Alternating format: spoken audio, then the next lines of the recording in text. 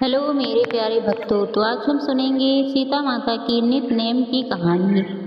यह कहानी सीता माता कहती थी और श्री राम इसे सुना करते थे। एक दिन श्री राम भगवान को किसी काम के लिए बाहर जाना पड़ा और सीता माता कहने लगी कि हे भगवान, मेरा तो 12 बरस का नित्य नियम है। अब आप बाहर जाएंगे तो मैं अपनी कहानी किसे सुनाऊंगी। श्री राम ने कहा कि तुम कुएं के पाल पर जाकर बैठ जाना और वहाँ जो औरतें पानी भरने आएंगी उन्हें अपनी कहानी सुना देना। सीता माता कुएं की पाल पर जाकर बैठ जाती हैं। एक स्त्री आई, उसने रेशम की जरी की साड़ी पहन रखी थी और सोने का घड़ा ले रखा था। माता सीता उसे देखकर कहती हैं कि बहन, मेरा 12 वर्ष का नित नेम सुन लो। पर वह स्त्री बोली कि मैं तुम्हारा नित नेम सुनूंगी तो मुझे घर जाने में देर हो जाएगी और मेरी सास मुझसे लड़ेगी। उसने कहानी नहीं सुनी और चली गई। उसकी रेशम जड़ी की साड़ी फट गई, सोने का घड़ा मिट्टी के घड़े में बदल गया। सास ने देखा तो पूछा कि ये किस का दोष अपने सिर लेकर चली आई। बहू ने कहा कि कुएं पर एक औरत बैठी थी, उसने कहानी सुनने के लिए कहा, मैंने सुनी नहीं जिसका यह फल मिला। बहू की बात सुनकर अगले दिन वह साड़ी और घड़ा लेकर सास कुएं की पाल पर गई। सास को वहीं माता सीता बैठी मिली तो माता सीता ने कहा कि बहन, मेरी कहानी सुन लीजिए। सास बोली कि एक बार छोड़, मैं तो 4 बार कहानी सुनूं। राम आए, लक्ष्मण आए, देश के पुजारी आए, नित नेम का नेम लाए, आओ राम बैठो राम, तपी रसोई जियो राम, माखन मिश्री खाओ राम, दूध बतासा पियो राम, सूत के पल का मोठो राम, साल दुसाला पोठो राम, साल दुसाला ओढ़ो राम। जब बोलूं जब राम ही राम, राम सांवरे सबके काम, खाली घर भंडार भरेंगे, सबका बेड़ा पार करेंगे, जय श्री राम श्री राम जय जय राम।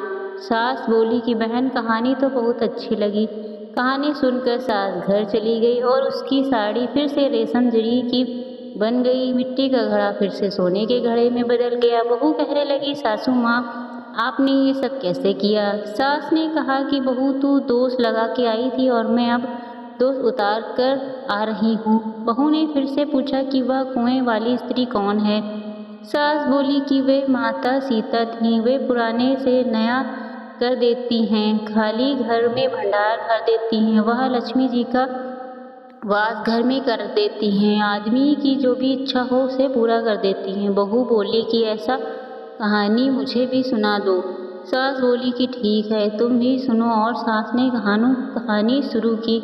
राम आए, लक्ष्मण आए, देश के पुजारी है, नित नेम का नेम लाए राम, आओ राम बैठो राम, तपी रसोई जियो राम, माखन मिश्री खाओ राम, दूध बताशा पियो राम, सूत के पलका मोठो राम, साल दुसाला ओढ़ो राम। जब बोलूं जब राम ही राम, राम संवारे सबके काम, खाली भंडार भरेंगे, सबका बेड़ा पार करेंगे, जय राम जय जय राम। कहानी सुनकर बहू बोली कि कहानी तो बहुत अच्छी है। सास ने कहा कि ठीक है, इस कहानी को रोज कहा कहेंगे। अब सास बहू रोज सवेरे उठती, नहाती धोती और पूजा करने के बाद नित नेम की कहानी कहती।